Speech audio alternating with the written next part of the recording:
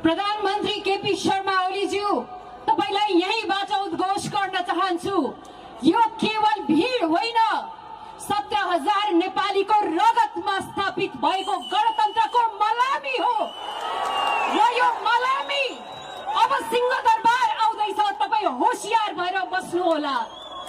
आज जनतामा यस किसिमको विग्रह, आक्रोश, निराशा छ।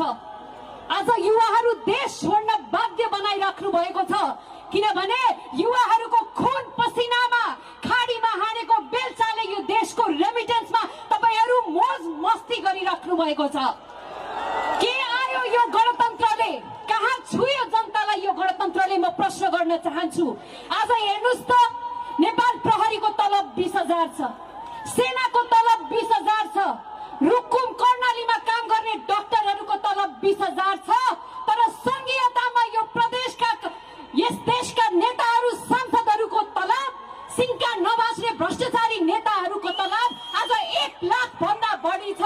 हामीले यसैको लागि यो परिवर्तनको आवाज, यो क्रान्तिको आवाज लिएर आएका हौं। आज हेर्नुस् त, कृषि प्रधान देश भनेको छ यो देशलाई। 3-3 महिनामा भारतसँग गहुँ किन्नु परेको छ यो देशमा किसानलाई सुरक्षा।